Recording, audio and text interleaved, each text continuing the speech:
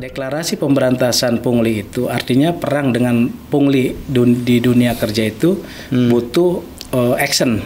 Nah, salah satu actionnya adalah membentuk Satgas Saber Pungli. Nah, siapa Satgas Saber Pungli? Jadi Satgas Saber Pungli itu ada leading sektornya. Misalkan contoh, kalau pemberantasan pungli di dunia kerja, berarti leading sektornya ada di Disnaker misalkan. Nanti Disnaker dengan Ibu Bupati selaku penanggung jawabnya membentuk Satgas, ya Satgas untuk pemberantasan pungli di dunia kerja, ya bebas dari korupsi itu kan bisa kita sebut KKN. Iya. Jadi korupsi, kolusi, nepotisme. Jadi di sini juga nggak boleh nepotisme.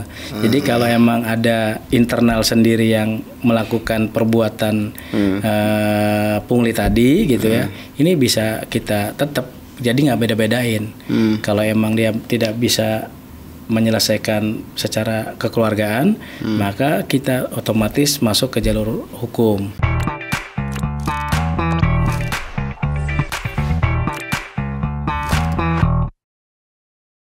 Assalamualaikum warahmatullahi wabarakatuh. Waalaikumsalam. Sahabat Banten Podcast. Alhamdulillah kali ini kita kedatangan narasumber yang luar biasa.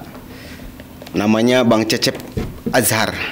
Siap. Betul Bang ya? Betul, betul. Beliau ini adalah tim kuasa hukum Bu Ratu Zakiyah sama Pak Najib Hamas di Pilkada Kabupaten Serang nomor urut 2 Serang Bahagia. Selamat datang Bang di studio kami. Ya, selamat datang. Selamat sore. Selamat sore ya Bang.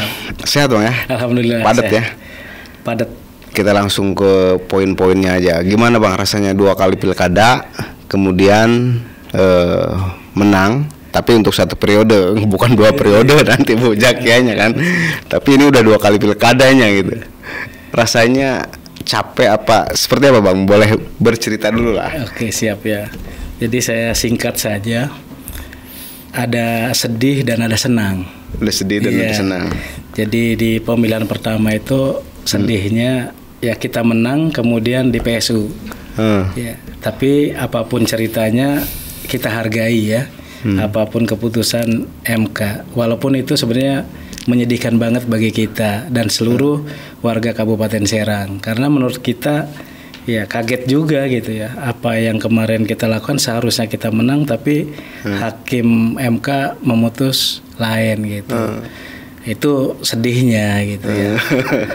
Tapi harus diterima ya. Kemudian harus diterima. Itu mungkin ujian buat kita gitu kan. Kemudian yang kedua senang ya, karena emang waktu ketika kita sedih itu kan namanya petarung itu harus kita perjuangkan kesedihan itu. Gimana cara kesedihannya itu menjadi sebuah kebahagiaan. Jadi karena simbol kita adalah salam bahagia atau Serang bahagia, jadi kesedihan itu harus bahagia. Dan jadi bahagia akhirnya ya. Jadi harus betul-betul diperjuangkan ya gitu. Jadi kemudian di PSU alhamdulillah kesedihan tadi kita perjuangkan ya mati-matian untuk bagaimana caranya memenangkan kembali dan alhamdulillah ya. Karena emang saya sudah prediksi waktu itu insya Allah kita menang kembali, naik 5% prediksi saya dulu. Dan alhamdulillah prediksi dan doa saya terwujud. Ya, jadi dari 71% jadi 76% lebih gitu. Pas berarti kan? Naik 5% gitu. Cuman jadi biayanya jadi mahal Bang ya? Ya karena sudah, 2 putaran. Sudah otomatis. Sudah otomatis ya. Khususnya biaya KPU. Biaya KPU jadi nambah lagi kan gitu. KPU juga sampai 2 kali, pemerintah juga ngedain sampai 2 kali. Iya, gitu ya. sampai 2 kali. Ya. Nah, jadi kami dari media, waduh, ini karena biayanya mahal, nanti mereka artinya bupati dan wakil bupati terpilih memikirkan bagaimana pengembalian uang politik, enggak Bang? Iya, Gimana? Gitu enggak ya kalau ke situ. Yang penting kita dengan klien saya waktu paslon 02 Ibu Ratu Zakiyah dan Bapak Najib Hamas, intinya adalah karena Allah. Gitu ya. Jadi kita klien saya nyalon itu ya karena Allah. Jadi makanya program-programnya udah jelas. Di situ salah satunya adalah bebas dari korupsi misalkan. Nah itu kan sudah jelas tujuannya adalah pengabdian agar warga Kabupaten Serang itu bahagia. Kemudian juga tidak ada jual beli jabatan. Kemudian berantas pungli, benahi infrastruktur, benahi persoalan kesehatan, pendidikan dan sebagainya. Jadi emang tujuannya ibadah karena Allah. Dan emang salah satu bukti Ibu Ratu Zakiah kemarin juga sempat ditanya di wartawan itu terkait rumah dinas jabatan yang selama ini kan kabupaten belum punya yang bupati ya, rumah dinas bupati. Kemudian Ibu Bupati yang kemarin kan menggunakan rumah pribadi sebagai rumah jabatan dinas dengan disewakan. Ya kalau nggak salah kurang lebih 250 jutaan ya per tahun ya. Sedangkan Ibu Ratu Zakiah ini ketika ditanya kemarin sama wartawan setelah dilantik itu tidak ambil uang itu. Karena di Ibu Ratu Zakiah itu Bupati Serang saat ini adalah ya rumah dinasnya di pondok. Ya yang itu pondok itu ada kurang lebih 200 anak yatim yang beliau asuh, yang beliau sekolahkan, yang beliau kasih makan dan sebagainya. Yang di sini? Pondok Bayi Mahdi ya di Pabuaran. Ya, jadi tinggal di situ. Nah, untuk uang-uang itu ya bisa dipergunakan dengan kepentingan-kepentingan lainnya. Misalkan kepentingan untuk perbaikan ruang-ruang dinas ya, setda, kemudian ruang staf ahli gitu kan, kemudian ruang-ruang lainnya. Karena itu rumah dinas milik pemerintah kan bang? Rumah dinas yang di Sudirman? Itu wakil, rumah dinas buat wakil ya. Dulu mah Pak Panji, mungkin sekarang kalau emang Pak Wakil mau make ya mungkin Pak Wakil yang dipakai. Kalau untuk rumah dinas jabatan bupati belum ada. Belum ada ya. Ini emang semoga nanti di periode Ibu ini kita bisa bangun lah pelan-pelan gitu. Semoga aja ya. Gitu untuk bangun rumah dinas supaya nanti tidak ada lagi sewa menyewa atau menggunakan rumah pribadi gitu.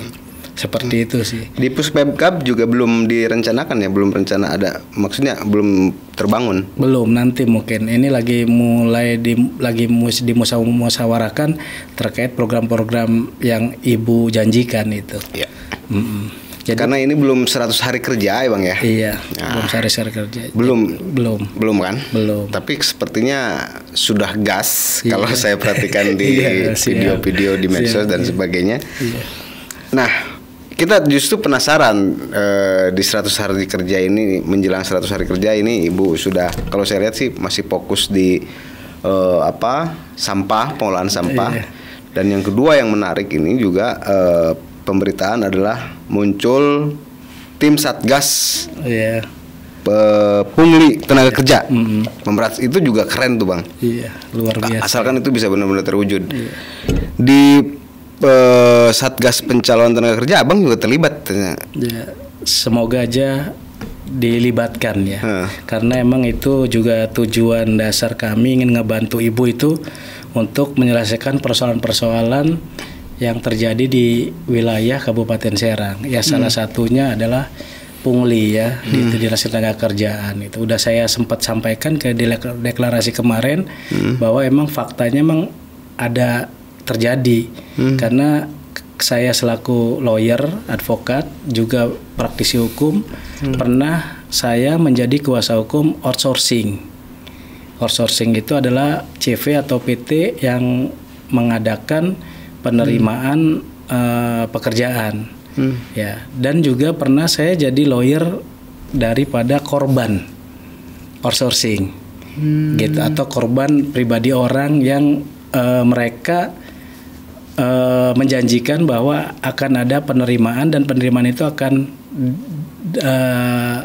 mereka dapat pekerjaan itu. Jadi tahun berapa itu bang? Hampir setiap tahun. Tahun ya, tahun yang lalu, tahun yang sekarang juga ada. Itu bahkan kalau tahun sekarang itu saya ngedampingi dari orang yang menipu itu, ya, yang orang yang menjanjikan penerimaan pekerjaan kepada si itu gitu. Cuman akhirnya bisa diselesaikan di meja gitu. Jadi untuk dikembalikan. Padahal outsourcing Bang ya? Iya. Jadi gini, outsourcing itu sebenarnya baik. Ya, sebenarnya baik. Jadi yang pernah saya jadi klien outsourcing itu dia karena gini, si korban ini atau si masyarakat ini kan kadang-kadang bingung. Ya, ketika mau ngelamar pekerjaannya di mana? Kalau misalkan biasa dia datang ke perusahaan gitu ya, nah kan pasti dia ngasih ke security dulu tuh. Nah kadang-kadang di security itu nggak jelas, gitu kan, bisa dipanggil atau nggak dipanggil. Tapi kalau outsourcing itu kadang-kadang emang ada outsourcing yang pernah klien saya itu dia mengadakan MOU atau perjanjian dengan HRD. Gitu. Kemudian emang HRD butuh karyawan, kemudian yang nyariin outsourcing. Gitu. Nah itu. Jadi ketika outsourcing membuka lowongan itu, kemudian si pencari kerja ini mendaftar ke situ, ya, emang wajar ya ada yang bayar lah di situ karena udah kesepakatan berdua, kemudian masuk. Ada tuh ya. Karena ini sudah MOU. Tapi ada juga emang ada beberapa outsourcing yang sebenarnya dia niat baik. Cuman karena emang dia nanya yang belum si pencari kerja ini nanya yang belum MOU, kadang-kadang diterima.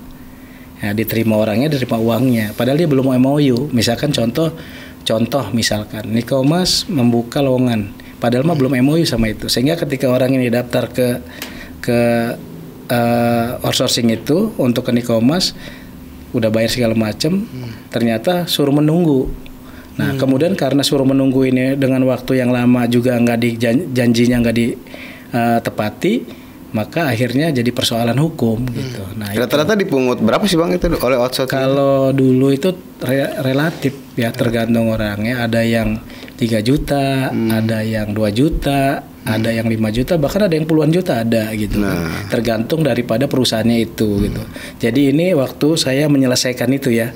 Jadi saya dari pihak outsourcing, juga saya dari pihak si korbannya juga pernah jadi seperti itu. Jadi ada juga yang begini. Ada yang dia daftar di outsourcing, kemudian outsourcing dia masukin kerja, ya betul dia kerja. Walaupun dia bayar ke outsourcing, bagi dia nggak masalah. Yang penting saya kerja gitu, itu bahagia itu.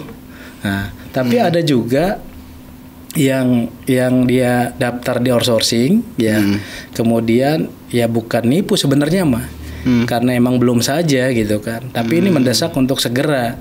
Jadi akhirnya harus ada yang dikembalikan, ada tuh ya.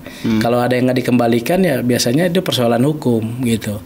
Nah kemudian bisa, tapi di saya rata-rata selesai di meja, jarang ke jadi tersangka misal outsourcingnya jarang, karena emang kita minta untuk kembalikan saja uang yang tadi yang belum masuk. Tapi outsourcing juga perusahaan outsourcing itu ada yang legal dan ada yang ilegal, Bang. Kalau yang klien saya itu rata-rata legal. Kalau legal itu dia memiliki surat penunjukan itu, dari perusahaan berarti. Iya gitu. Jadi emang dia outsourcing itu kan CV atau PT. Ya. Jadi dia mengadakan itu karena emang di legalitasnya emang ada gitu terkait itu.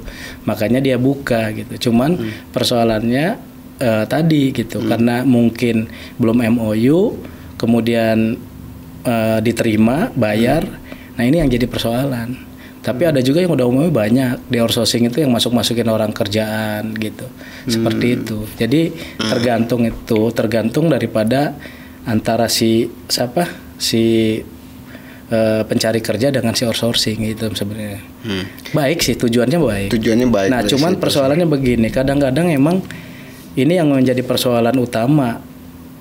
Kita kan banyak tuh perusahaan gitu ya. Nah, kemudian si orang pencari kerja di Kabupaten Serang ini khususnya warga ini kan sulit mencari informasi di mana ketika perusahaan-perusahaan itu buka lowongan pekerjaan. Kadang-kadang perusahaan sendiri yang mencari gitu kan. Kadang-kadang dicariin sama perusahaan minta ke outsourcing untuk dicariin tenaga kerja gitu. Atau bahkan ketika pribadi juga ada.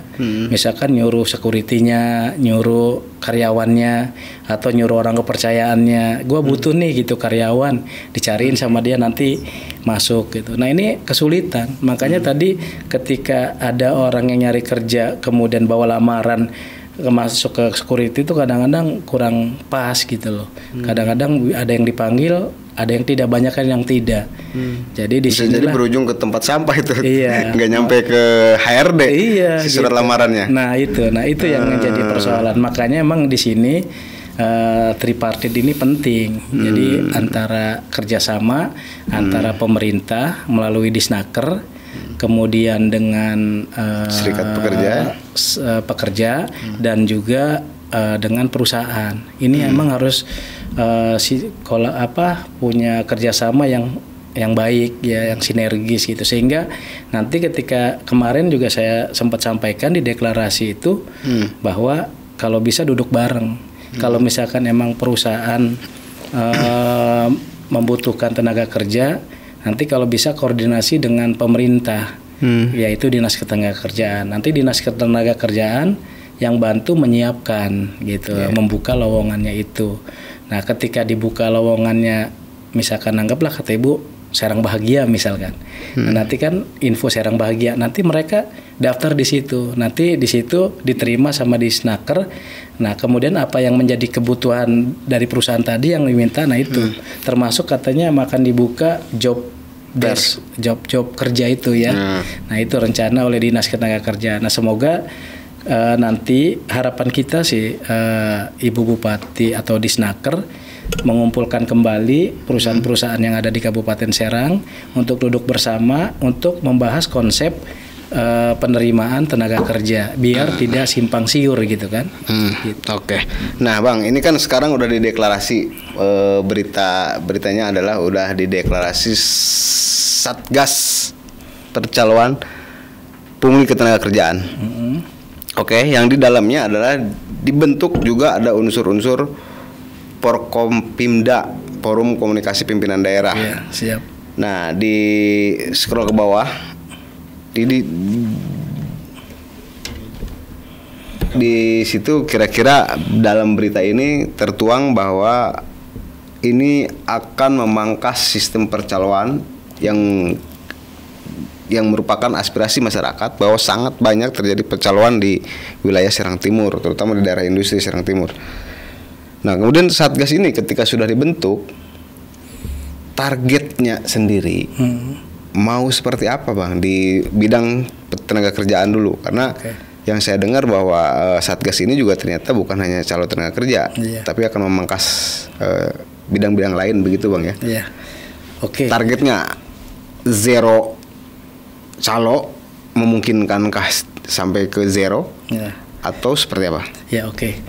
Jadi untuk pemberantasan pungli ini termasuk salah satu program kerja Ibu Bupati ya. Jadi Bupati waktu masa kampanyenya dan sosialisasi ke masyarakat, karena emang pungli di tenaga kerja ini sangat banyak, katanya informasinya sangat marak di lingkungan Kabupaten Serang, makanya itu menjadi sebuah program Ibu. Ya, gitu. Jadi ketika program pungli ketika Ibu dilantik tersebut, maka Ibu dengan tancap gas untuk pertama kita deklarasi dulu ya. Jadi tujuan deklarasi pemberantasan pungli di dunia kerja ini ya, di situ kan ada yang kemarin undang kan ada beberapa unsur itu ya. Satu misalkan ada Ibu Bupati sendiri, kemudian yang kedua ada Ibu Kadis Disnaker, kemudian ada Bapak Sekda ya, atau Kepala Inspektorat, kemudian juga Bapak Kapolres, kemudian Kepala BIN, kemudian juga ada camat, ada kepala desa, kemudian dan lain-lain, termasuk ada wartawan juga ya, teman-teman kita itu. Nah, tujuan deklarasi pemberantasan korupsi itu adalah janji Ibu ya, Ibu Ratu Zakia, bahwa Ibu ini menepati janjinya untuk memberantas itu. Nah, deklarasi pemberantasan pungli itu artinya perang dengan pungli di dunia kerja itu butuh action. Nah, salah satu actionnya adalah membentuk Satgas Saber Pungli. Nah, siapa Satgas Saber Pungli? Jadi Satgas Saber Pungli itu ada leading sektornya. Misalkan contoh, kalau pemberantasan pungli di dunia kerja, berarti leading sektornya ada di Disnaker misalkan. Nanti Disnaker dengan Ibu Bupati selaku penanggung jawabnya membentuk Satgas, ya Satgas untuk pemberantasan pungli di dunia kerja, ya. Tapi ada juga yang pungli dan bebas dari korupsi, yang pungli-pungli umum, misalkan ASN atau pejabat negara melakukan ada suap, kemudian ada gratifikasi. Nah, itu masuk ke tipikor kan, gitu. Jadi kalau ini masuk ke tipikor, kalau tenaga kerja biasa masuk, kalau bukan PNS berarti dia masuk ke penipuan, penggelapan gitu kan, pemerasan dan sebagainya.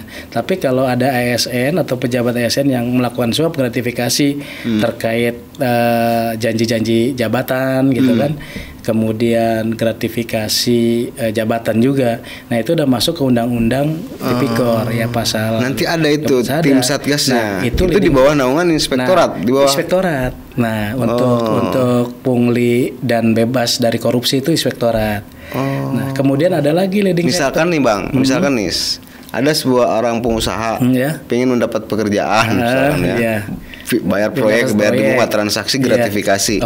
Itu ada Satgasnya nanti, tim Saber itu. Nah, sekarang atau barusan ya, barusan tadi saya rapat kecil dengan inspektorat. Nah, rapat kecil itu tujuannya adalah untuk membentuk Satgas. Nah, nanti insya Allah ketika rapat kecil ini sudah konsep-konsep juga kita sudah bahas, tinggal difikkan, difinalisasi, ya itu nanti Ibu mengukuhkan Satgas itu gitu. Jadi insya Allah ya itu. Jadi itu nanti setelah dari inspektorat, karena leading sektornya pungli yang tadi ya, misalkan menjanjikan proyek, gratifikasi, gratifikasi jabatan. Nah, itu ranahnya inspektorat ya gitu. Nah, itu juga bisa masuk ke korupsi kan begitu.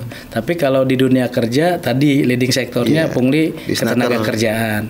Kemudian ada lagi kayak model premanisme, kemudian atau ormas gitu kan. Nah, ormas ini yang tidak baik lah diduga ya gitu, atau oknum gitu. Nah, ini masuknya ke Kesbangpol leading sektornya. Nah, nanti pembentukan Satgas premanisme dan ormas oknum yang misalkan oknum ya, sekali lagi oknum yang menyalahgunakan aturan ormas itu. Nah, itu nanti leading sektornya ke Kesbangpol karena dia dengan Kesbangpol kan gitu, ininya aturan-aturan dan pelaporan segala macamnya. Nah, itu di pasar-pasar juga biasanya tuh Bang, di pasar-pasar tradisional, pasar Ciruas dan pasar Keragilan, Cikande dan sebagainya, itu juga biasanya tuh ada oknum pungli pasar gitu Bang. Itu ada Satgasnya nanti ya. Nah, Satgas Saber Pungli itu. Nah, ya itu kalau misalkan pasar itu berarti masuk ke premanisme ya. Nanti masuk ke pemerasan ya, penipuan atau penggelapan itu berarti karena dia premanisme tadi itu leading sektornya ke Kesbangpol. Gitu. Artinya itu sudah dilaksanakan dan digodok ya. Ya, jadi yang sekarang jadi yang baru kita lakukan program Ibu ini ya, yang salah satunya yang kemarin ini adalah tadi yang pertama yang udah deklarasi ini. Ya, pungli tenaga kerja. Berarti nanti pungli tenaga kerja ini kan kewenangannya udah di Disnaker. Tinggal Disnaker nanti membentuk Satgasnya gitu kan. Nah, itu satu. Nah, kemudian yang tadi saya juga dengan inspektorat untuk membentuk Satgas Pungli dan bebas dari korupsi. Ya. Nanti dideklarasi lagi, dikukuhkan lagi. Ya, deklarasinya itu karena kayaknya dikukuhkan itu. Dikukuhkan saja ya gitu. Baik. Itu keren. tapi harapan kita adalah jangan sampai program-program yang udah bagus-bagus tadi, Iya. pembentukan satgas di berbagai lini tadi hanya sebatas program, Bang. Iya. Nah, mudah-mudahan bupati baru nanti benar-benar melaksanakan Iya. program tersebut sampai terrealisasi. Bahkan- Nah, artinya saya coba ke fokus di calon tenaga kerja ini, Bang, siap. karena ini juga menyangkut hajat hidup orang banyak Iya, menurut siap. saya. Saya punya data BPS yang bisa ditampilkan. Misalkan ada tidak sinkron nih ke atas tingkat pengangguran dulu, jumlah perusahaan. Jumlah perusahaan berdasarkan data BPS, industri yang masuk skala besar dan sedang, Kabupaten Serang itu masih 370. Iya, betul. Di urutan ketiga setelah Kabupaten Tangerang dan Kota Tangerang. Ini untuk skala industri besar. Nah, ini tidak sinkron menurut saya dengan jumlah pengangguran, tingkat pengangguran terbuka tahun 2024 yang diupdate di 14 Maret oleh BPS. Kabupaten Serang itu masih di urutan pertama tingkat penganggurannya. 9,18%, masih tinggi. Nah, justru inilah yang memicu terjadi pencalonan. Barangkali seperti itu kalau menurut dari dan Abang juga sepakat kalau praktek percalonan itu masih ada, dan bagaimana nanti Satgas percalonan di tenaga kerja khususnya, sampai misalkan ketika terjadi praktek, apakah ada layanan pengaduan di pihak Satgas bahwa saya nih korban dan segala macam. Apakah sampai sejauh itu kemudian ada target tahun berapa tidak terjadi praktek-praktek itu, dan kesalahannya kan tadi seperti Abang bilang ada lembaga outsourcing perusahaan. Iya. Itu yang legal. Dan ketika misalkan ada uang fee, barangkali itu bukan calo tapi fee ketika masuk lewat outsourcing tadi, Bang, ya. Atau seperti apa nanti pola kerjanya seperti apa gitu loh. Oke. Satgas ini. Oke, siap. Dan yang dimaksud dengan calo itu di mana titiknya? Iya. Jadi terkait tadi pengaduan ya. Jadi di dalam susunan pengurus Satgas ya. Jadi di situ kan nanti pertanggungjawabannya tetap ada pada bupati ya, dan wakil bupati Serang. Kemudian di situ nanti kalau emang misalkan contoh nih untuk pungli dari dinas ketenagakerjaan gitu atau pungli dari inspektorat ya. Anggaplah kita bahas ada Satgas Disnaker ya, kan ini bahas Disnaker. Ya berarti kan ada ketua ya, kemudian ada wakil ketua, ada sekretaris, kemudian ada bendahara, ada koordinator lapangan, kemudian di situ ada tokoh perwakilan, tokoh masyarakat, ada juga perwakilan tokoh organisasi masuk ke dalam pengurusan. Nah di situ ada APH. Jadi APH di situ satu ya misalkan untuk pengawasan dan pencegahan. Nah itu biasanya masuk ke Intel, ya, Intel dari Polres, kemudian Intel dari Jaksa, bisa juga Intel dari TNI, BIN, dan lain-lainnya ya. Terus kemudian nanti ada namanya penindakan. Nah biasanya penindakan itu ada di Reskrim di Polres. Jadi misalkan Pak Kasat Reskrim atau Pak Kanit Reskrim gitu kan. Nah itu yang menindak. Kemudian nanti di situ ada dilimpahkan ke jaksa ya, ya di Pidum misalkan atau Tipikor misalkan. Nanti di situ ranah penindakannya. Jadi jaksa dengan polisi. Kemudian nanti ada namanya pengaduan tadi ya. Nah pengaduan itu di leading sektornya. Misalkan kalau pungli dari bebas korupsi berarti ada di inspektorat. Nanti inspektorat yang membuka pengaduan itu.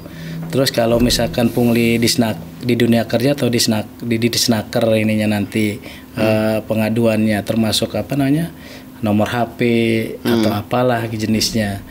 Terus yang ketiga ada yuriksi ya, yuriksi itu supremasi penegakan hukum. Jadi ada betul-betul terkait adanya pungli tenaga kerja atau pungli dan bebas dari korupsi itu harus segera ditindaklanjuti secepat mungkin. Nah, yang ibu mau seperti itu, gitu. Jadi karena gini bang, maaf saya potong. Karena yang dimaksud dengan pungli itu, ya apa, calo tenaga kerja tadi. Kalau yang saya amati ini, memang calo itu terlibat ketika ada orang dalam dan orang. Saya ingin masuk ke perusahaan. Kalau si outsourcing tadi, dia artinya bisa saling menitip ketika dia adalah bagian dari orang dalam yang mendapat SK.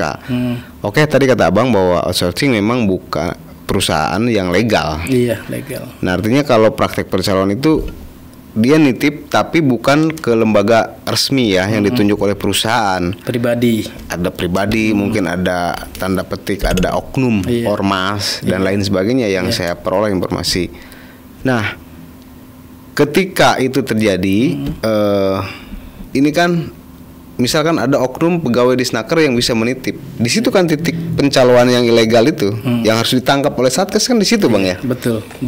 Bukan melalui lembaga outsourcing tadi kan, outsourcing tetap ada. Bukan, jadi nanti ketika ada korban yang korban pungli tadi, korban pungli kan melapor, ya melapor atau buat aduan ke kita. Nanti ketika dia buat aduan ya kita eksekusi, kita tindak gitu tuh. Nah dari Satgas itu nanti di dalamnya kan ada polisi. Kalau emang betul ada korban, nah itu nanti kita panggil dulu si orang yang yang kategori ya diduga nipu. Nah itu nanti kalau emang dia benar-benar nipu, kemudian dia tidak mengembalikan apa yang menjadi hak si korban tadi, ya bisa kita angkat di meja hijau gitu. Termasuk misalkan ketika ada orang dalam yang terlibat pun itu pasti ditindak bang ya? Ditindak. Misalkan ada oknum di Snaker ternyata juga bermain. Dia menerima nitip dan masukin ke perusahaan. Bebas dari korupsi itu kan bisa kita sebut KKN. Jadi korupsi, kolusi, nepotisme. Jadi di sini juga nggak boleh nepotisme. Jadi kalau emang ada internal sendiri yang melakukan perbuatan pungli tadi gitu ya, ini bisa kita tetap. Jadi nggak beda-bedain. Kalau emang dia tidak bisa menyelesaikan secara kekeluargaan, maka kita otomatis masuk ke jalur hukum. Bahkan gini, bang ya, gini.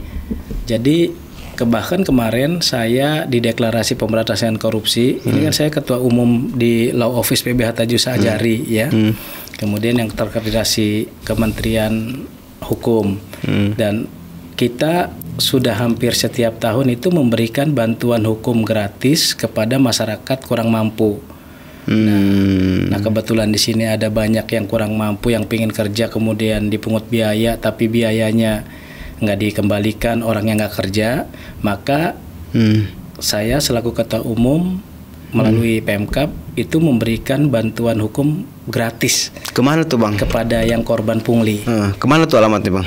Jadi alamatnya itu di perumahan Puri Regensi samping Polda Banten. Di situ ada kantor pemasaran, nah di depannya di daerah sini Cipocok Polda gratis Banten. Bang? Insya Allah gratis kita bantu. Untuk daftar. Kalau untuk proses tetap bayar? Enggak, tetap gratis penuh. Gratis penuh. 100%? Ya karena bagian dari kita, karena kita itu kan kerjasama dengan Kementerian Hukum per tahunnya ada untuk bantuan masyarakat gratis. Kemudian juga kita per tahunnya kerjasama dengan Biro Hukum Pemkab, juga ada bantuan hukum gratis. Jadi Pemkab yang bayar nantinya, gitu. Kemudian juga ada Pemprov juga kita pernah kerjasama gitu. Jadi emang kita udah biasa untuk memberikan bantuan gratis dan tidak sedikit. Setiap tahun ya kita hitung dari tahun 2024 aja sudah 35-an lebih yang kita bantu. Itu khusus korban-korban percaloan tadi ya? Bukan. Jadi pokoknya bagi masyarakat yang tidak mampu, yang ingin bantuan advokat, ada sengketa itu butuh bantuan kita, termasuk yang pungli, korban pungli ada di dalamnya. Nah justru tahun 2025 ini saya bulan April saja sudah 20 lebih April 2025 Iya, sudah lebih itu 20 lebih yang kita bantu. Dan itu rata-rata kebanyakan apa bang? Aduannya? Rata-rata cerai, pidana ada gitu kan, macem-macem lah ya gitu. Nah kalau misalkan ini nanti ada korban pungli lagi, kemudian segera lapor ke saya gitu. Kalau nggak ke Satgas, ke saya juga bisa. Insya Allah saya bantu dan kita dampingi. Gitu. Yang pertama kita selesaikan dulu dengan si yang melakukan pungutan liar ini. Kalau tidak bisa secara kekeluargaan, ya berarti kita masuk ke jalur itu, kita dampingi sampai ke pengadilan gitu. Kita dampingi si korban itu. Gitu. Tapi artinya ini kita berharap bahwa tidak hanya menjadi program yang bagus kemasannya, tapi realisasinya jelek, realisasinya nol. Dan kami berharap banget semoga apa yang telah disusun dan direncanakan ini bisa terlaksana dengan baik, bang. Ya, insya Allah. Jadi mulai dari pribadi saya aja kan sudah jelas siap untuk memberikan bantuan hukum gratis kepada korban pungli. Udah jelas nih dari saya. Kemudian nanti ini lagi dimusyawarahkan terkait Satgas gitu ya. Nanti kalau misalkan Satgas ini udah clear, baik dari Inspektorat, Disnaker atau dari Kesbangpol dan lain sebagainya. Nah ini nanti dikukuhkan oleh Bupati. Dan tadi hari ini Bupati rapat dengan para kepala dinas ya untuk mempercepat. Jadi program-program ibu. Makanya kemarin program-program ibu itu kan yang pertama itu pelayanan dasar yang ibu harus percepat. Pelayanan dasar itu bagi masyarakat itu salah satunya misalkan satu kesehatan, kedua pendidikan, yang ketiga infrastruktur. Nah untuk infrastruktur itu kemarin langsung Pak Wakil turun ke mana tuh ke daerah Jawilan loh saya. Kecamatan Bandung lah ya. Nah itu di situ meninjau jembatan rusak. Nah itu untuk segera diperbaiki kan. Kemudian juga ibu turun langsung juga dalam pembersihan sampah. Nah pembersihan sampah ini termasuk program-program ibu juga karena sampah di Kabupaten Serang ini sebelumnya sangat berserakan.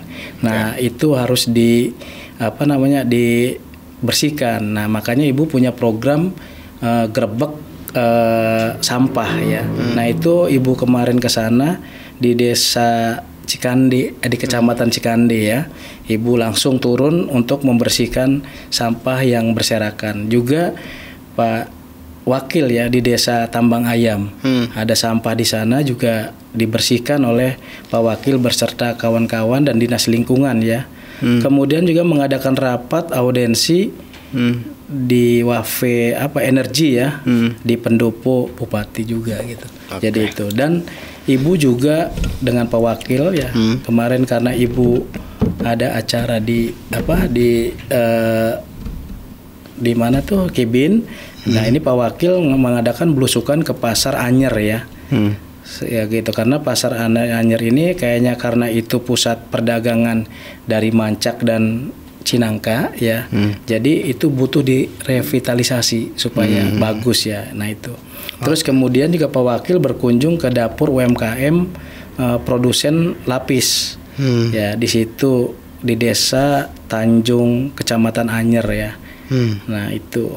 Terus kemudian juga ibu berdiskusi dengan Gubernur Banten juga. Jadi dalam rangka untuk pembangunan jalan desa, pembangunan yang ada di kabupaten dan provinsi biar sinergis gitu.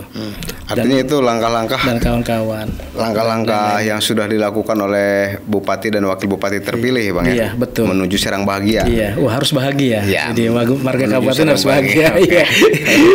Ya insya Allah harus bahagia. Harus bahagia. Amin. Ya. Memang selain calo nanti harus juga ditempatkan bagaimana Pemkab Serang memberikan pelatihan SDM para tenaga kerja ini bisa berkompetisi. Itu juga menjadi penting menurut saya. Dan paparan kita terjeda waktu dengan durasi. Saya mengucapkan terima kasih ya bang kesini dan mudah-mudahan tadi terjawab sudah bahwa apapun laporannya nanti terkait sengketa hukum dan segala macam bisa menghubungi Bang Cecep. Nanti kita cantumkan nomornya di sini agar 24 jam ya, tercall 24 jam. Kalau telepon 24 jam. Siap. Tapi kalau datang ke kantor jam kerja dan hari kerja. Oke. Siap. Terima kasih Bang udah Siap. nyampe Sami-sami. dan bersedia kita Sami-sami. jadi narasumber di sini. Semoga ke depan Abang selalu sukses dan bisa datang Amin. lagi ke sini memberikan informasi-informasi untuk Siap. masyarakat Serang Siap. Kabupaten Bahagia. Siap. Terima kasih. Siap, makasih.